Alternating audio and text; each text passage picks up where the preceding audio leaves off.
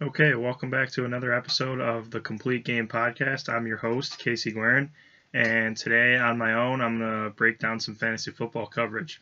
So, today on the episode, we're going to talk about winners and losers, fantasy football wise, after the NFL draft. We're going to talk about the AFC East division. We're going to talk about who's a winner for fantasy, who's a loser for fantasy. It's going to be veterans only. So no rookies in this. There will be some rookie coverage post NFL draft, maybe next week or coming up in the next few weeks. So today we're going to dive into who won, who lost, who benefited from the NFL draft, who was a big loser from the NFL draft, and this is going to be for the AFC East division. So Buffalo Bills, Miami Dolphins, New England Patriots, and New York Jets. So let's get right into it. Let's not waste any time, and here we go. So, first of all, we're going to start with the Buffalo Bills, and we're going to go through winners first. So, we're going to talk about winners for each team, and then we're going to go ahead and talk about losers for each team. So, starting out with the Buffalo Bills, big winner is quarterback Josh Allen. So, the reason Josh Allen is a big winner after the NFL draft is he gets another running back in Zach Moss who can catch out of the backfield, which will help him a lot. It'll keep pressure away, keep pressure off of him, hopefully. And he got Stefon Diggs. Even though the Bills had to spend up for him a little bit, another dynamic, fast playmaker for Josh Allen will definitely help him. Those are really going to help him be a better passer. Diggs is a good separator. He gets open. So Josh Allen is a big winner. And I know Stefon Diggs wasn't a draft pick, but technically they traded a pick this year for him. So we're going to count him in this after the NFL draft. Josh Allen is a big winner. Josh Allen gets Isaiah Hodgins from Oklahoma State, 6'4", 210, great red zone weapon. He can high point the ball. His size allows him to be a threat in the red zone, which the Buffalo Bills don't really have. So maybe he can help out Josh Allen in the red zone, throw some more touchdowns. And then they added a fourth receiver, Gabriel Davis, who's probably going to be the number 4, 6'2", 215, basically perfect size. 72 catches, 1,200 yards, 12 touchdowns this year at University of Central Florida. And he came out early, which is a big deal. He's not a senior coming out. He came out early, so that means he thinks he can play. And a lot of guys that come out early are usually better than seniors. It might take him a year or two to get better, but I definitely think he will help Josh Allen going forward in the future. And Josh Allen is a huge winner from the draft just because he got a lot more weapons. And the Buffalo Bills have now given him more weapons with Diggs, John Brown, and Cole Beasley, along with our next big winner, Dawson Knox. So Dawson Knox was a rookie last year. He had some good flashes. He had some issues with drops, but he did have some big plays throughout the season. As a rookie, he's very athletic. He has really good athletic testing numbers. And the only competition he's really dealing with is veteran Tyler Kroft and another rookie who was a 7th-round pick, Tommy Sweeney. So Dawson Knox is a huge winner from the NFL draft because they didn't draft any tight ends. He's extremely athletic. He had those flashes last year, and they didn't bring anybody in to compete with him. So he has a chance to be the starting tight end again next year and take another step forward.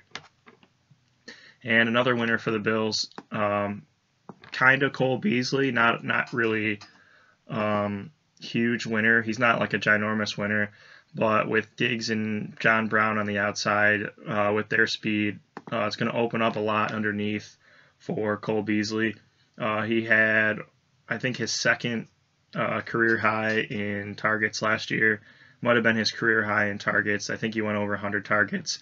I don't know if he's going to get that again with Diggs and Brown taking targets now, but he could be due for a pretty big season in terms of yards per reception. He could dominate the intermediate area and not just be a check down, but be towards the middle of the field and get some intermediate passing. So next we're going to go into the Miami Dolphins winners. So the fantasy Miami Dolphins winners are basically every single player on the Miami Dolphins offense gets a boost. Pretty much everyone is a winner. They only drafted one wide receiver in the 7th round, so that's not really anything too crazy. Devontae Parker, we finally saw him break out last year with 1,200 yards.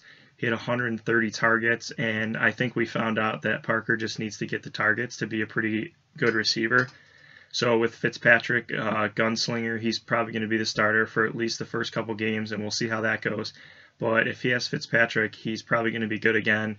He's going to get the ball. Fitzpatrick's going to throw the ball up in those 50-50 scenarios.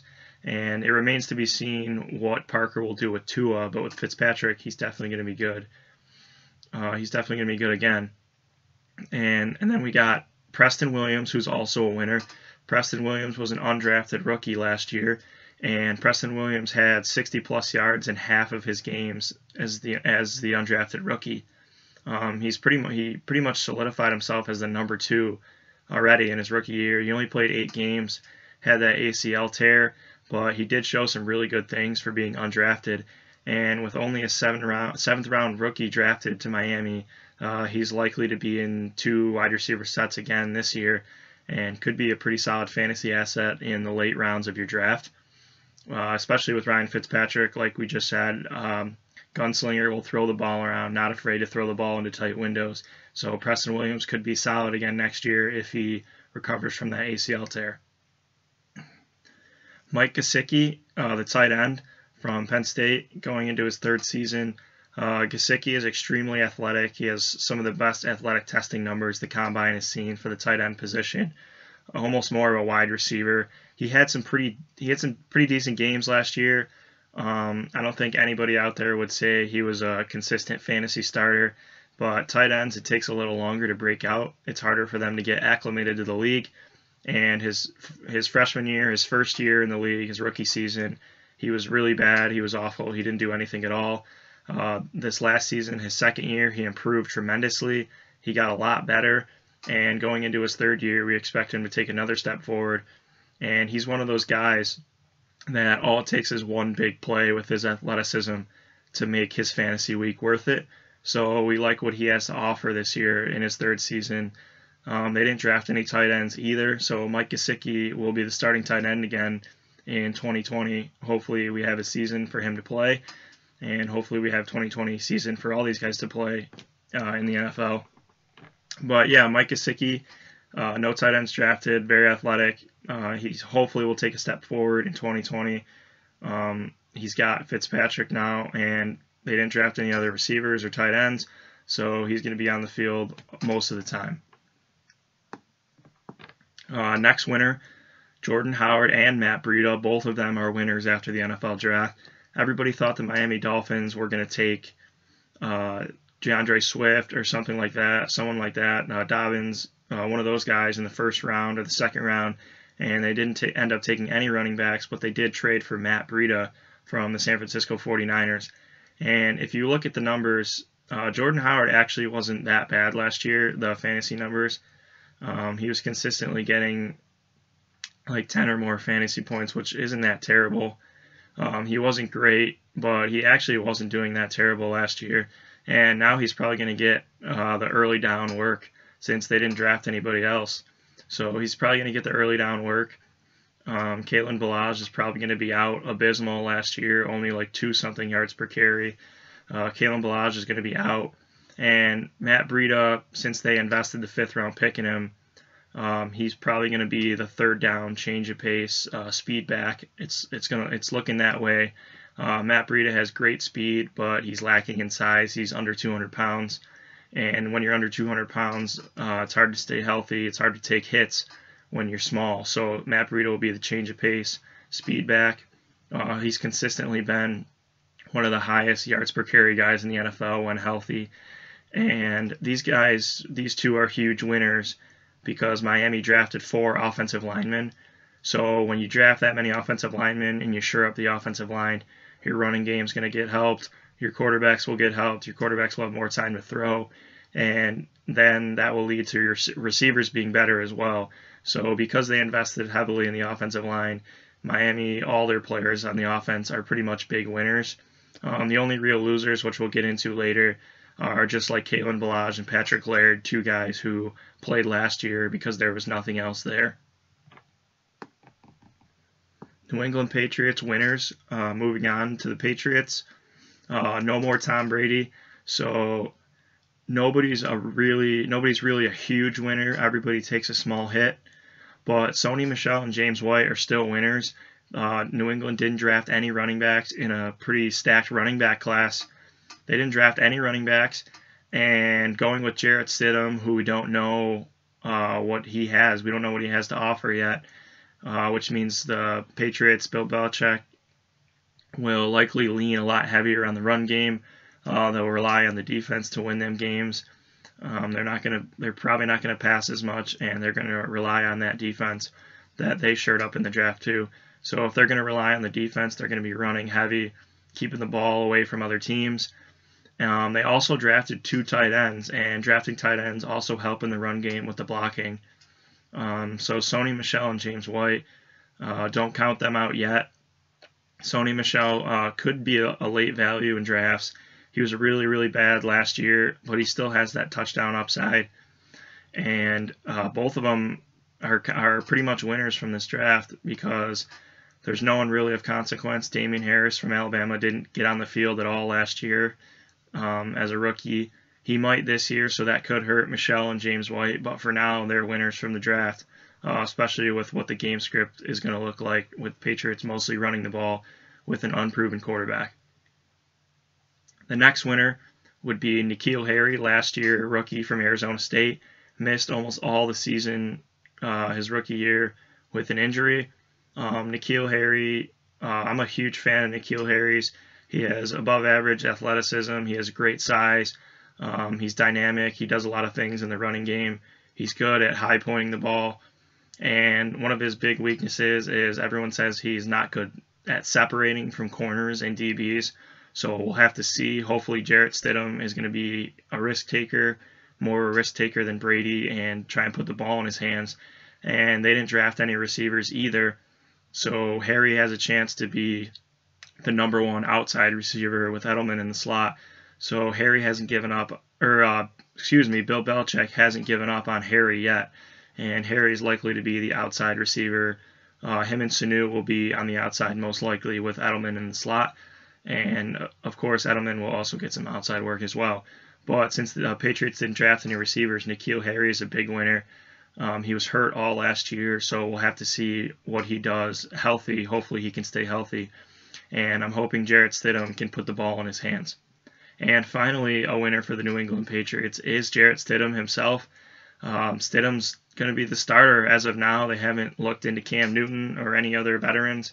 They have Brian Hoyer, but it's looking like Stidham is the starter right now. So everybody's hating on Stidham. Everyone says the Patriots offense is going to be really bad. But don't count out Bill Belichick. If you're in some sort of 2 QB league, stash him on your bench. Stash Stidham. You have no idea how good N'Keal Harry can be. N'Keal Harry could be a fantastic receiver. Edelman's still there. They still have White in the passing game to dump the ball off to. Stidham wasn't that bad at Auburn in the SEC. He had over 3,000 yards in a season. He's not that bad. He's a decent quarterback, but we don't know what he's going to have in the NFL. He did good in the SEC, which bodes well for NFL success. But quarterback success is so hard to predict now that we don't know. But I trust Bill Belichick. Bill Belichick showed faith in Stidham, didn't draft any quarterbacks, didn't sign any quarterbacks other than bringing back veteran Brian Hoyer. So it looks like Belichick trusts Stidham enough to hand him the reins. And this late in Belichick's coaching career, he's about age 70 now. I can't see the Patriots tanking for someone like Trevor Lawrence. I just don't see it happening. They still have a fantastic defense. They still have Gilmore. They still have one of the best defenses in the league. And they drafted a lot of defenders this year to replace other guys that left in free agency. So I still don't see the Patriots as being a team that's going to lose or tank. We'll see what Belichick does, but as of right now, it looks like he's trusting Stidham to be the starter going forward, and a quarterback in the Bill Belichick offense could be good in fantasy. Brady was a 6th-round draft pick, and Stidham was drafted higher than that. Stidham was a higher round draft pick than that. So if a 6th-rounder in Brady can be good in a Belichick offense, there's no reason why Jarrett Stidham, successful quarterback in the SEC with higher draft capital, can be good in the Belichick offense as well. So I don't think it's fair that he's getting counted out. Moving on to the New York Jets. Big winner for the Jets is Le'Veon Bell. I know all fantasy owners were really, really angry with him last year, but here's the thing. He played almost every snap the whole season. He didn't come off the field, and he was extremely inefficient, which people are angry with, but he's getting the opportunity. In fantasy football, we care about the opportunity. Opportunity is the king in fantasy football. So if he's getting all the touches again, he's gonna be fantasy relevant. And they shored up the offensive line. They drafted one in the first round, offensive tackle. I think they signed 4 offensive linemen in free agency. Not any significant names. They're probably below average guys. But since they signed offensive linemen, those offensive linemen can compete. They can make each other work harder, battle. And signing guys is probably going to be an improvement over what they had last year. So any improvement in the Jets offense at all is going to make Le'Veon Bell better.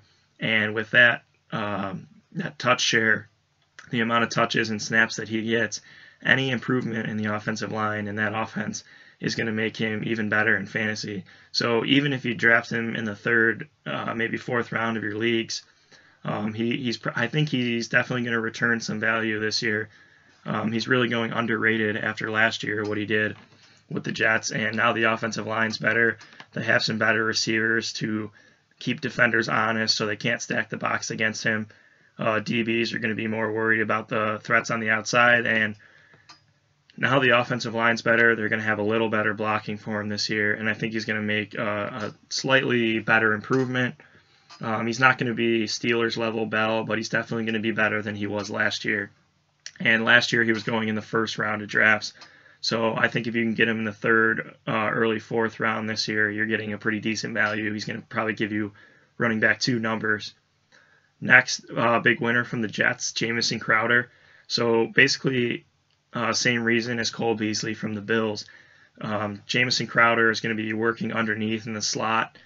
Last year, he had to play outside all the time because the Jets didn't have anybody else. And now you have Perriman and rookie Denzel Mims on the outside. 2 big play threats, very fast. They both run 4.3, 4.4 numbers. They're big 50-50 ball guys. They can stretch the field, high yards per carry, jump ball guys. And with them stretching the field with both of their speed, Crowder's going to be underneath to reap the benefits in the intermediate areas, just like Cole Beasley. And Crowder actually had a decent fantasy season last year. He helped a lot of fantasy, mostly daily fantasy, guys that can slot him into their lineups. But he did have some big weeks. He got a lot of targets, like almost 140 targets around that area. Might be a little more, might be a little less. I'm not 100% sure on the number. But he had a lot of targets last year, and he's probably going to get a lot of targets in the slot last year. Sam Darnold's not afraid to throw the ball into tight windows and try and get his guys the ball. Another big winner for the Jets is the quarterback Sam Darnold. Offensive line's improved. He has Perriman. He has Denzel Mims, who I like a lot.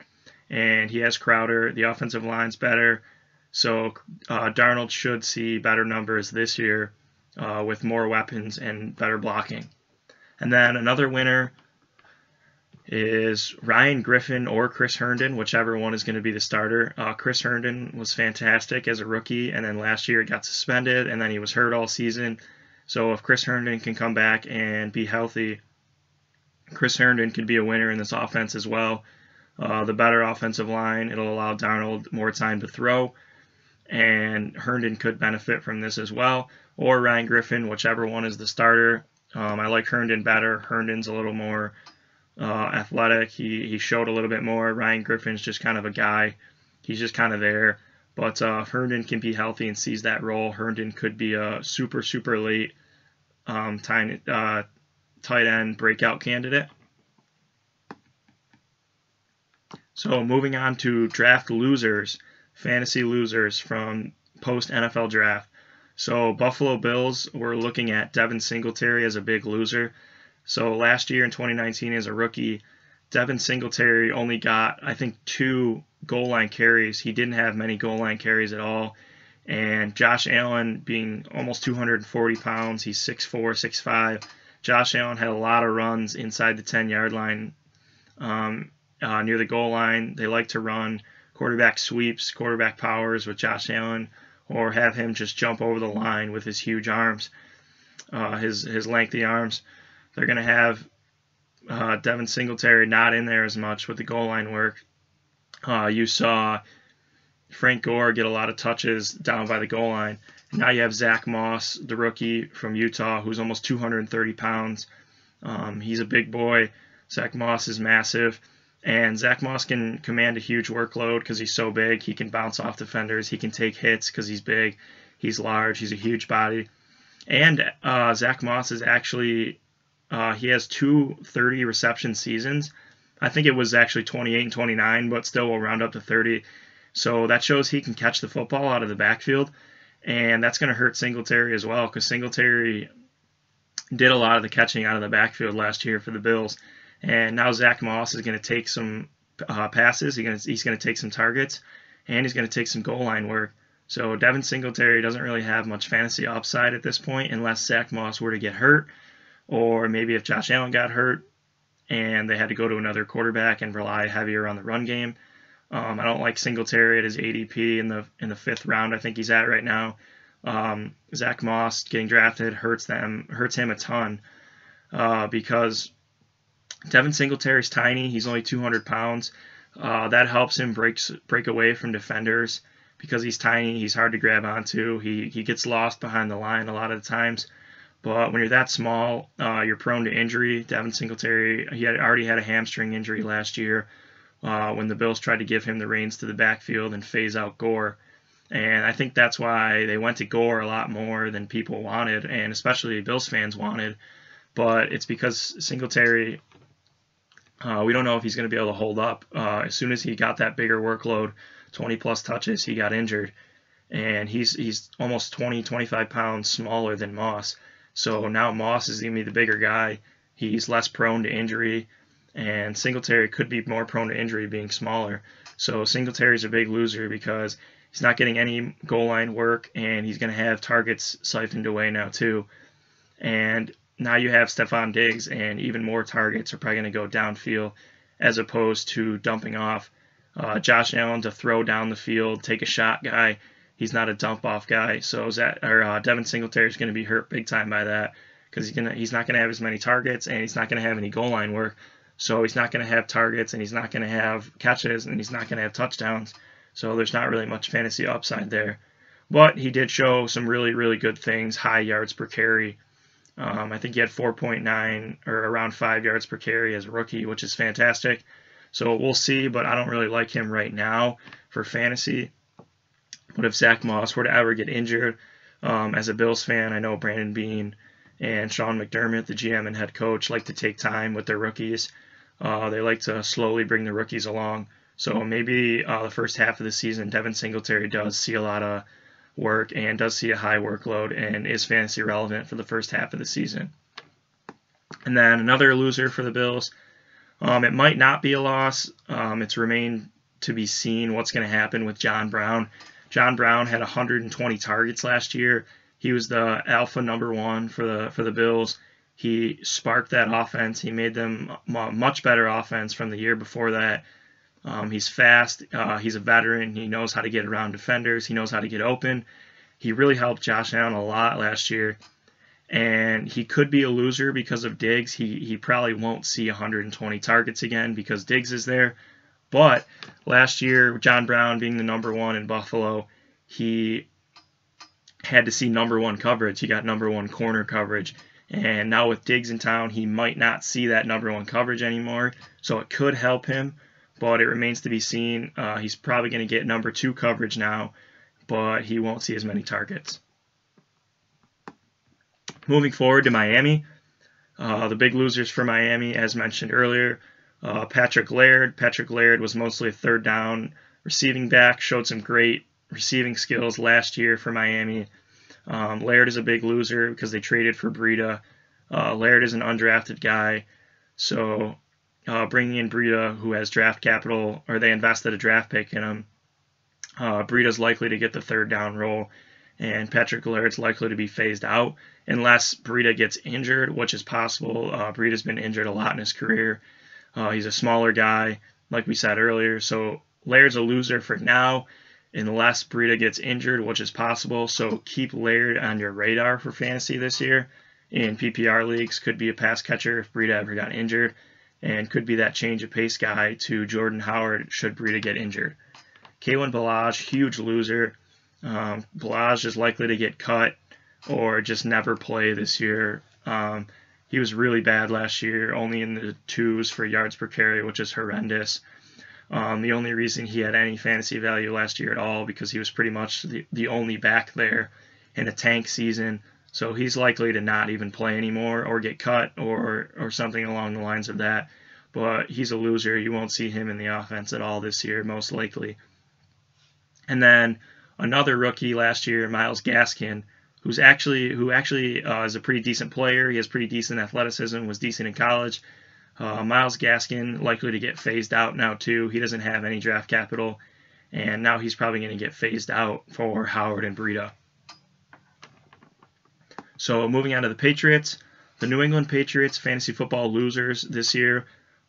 Pretty much everybody's going to take a hit without Brady.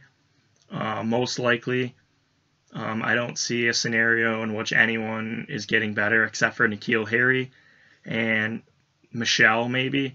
But James White definitely going to take a hit, less targets. Edelman definitely going to take a hit, less targets, no more connection with Brady, no more 150 target seasons probably.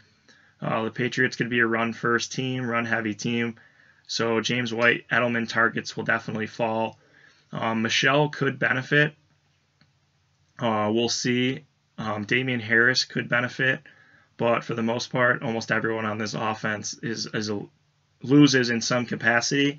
I wouldn't call them big losers. I wouldn't call them huge losers. But everyone's going to lose in some capacity except for maybe N'Keal Harry, who could get Stidham. That might be a little more risk-heavy. That will try and get him the ball and throw the ball in tight windows. And possibly Michelle. But this offense is probably going to take a hit. Like I talked about a little earlier, I don't think it's fair to completely write off Stidham yet. But for now, we got to be safe. We got to be risk-averse from an analytical fantasy point of view. And we have to expect a drop-off in the Patriots offense this year. And then finally, New York Jets. No real loser at all fantasy-wise. I have written down in my notes here, there's really no loser in the Jets offense. Robbie Anderson's gone. He gets replaced by Denzel Mims. You have Perriman on the outside, Crowder in the slot. Bell and Darnold get an offensive line upgrade. No tight ends to replace Griffin or Herndon. So there's really no losers at all in this offense. Upgrading the offensive line helps everybody. Helps the run game. It helps the quarterback have more time to throw. Helps receivers get open. Shoring up the offensive line, I'm a huge advocate for that. It's one of the best things you can do for a team. Shore up that offensive line. It's going to help your entire offense get better. And the Jets did that. They made the offensive line better. It's still not a great offensive line, but it's better, and any improvement helps at all.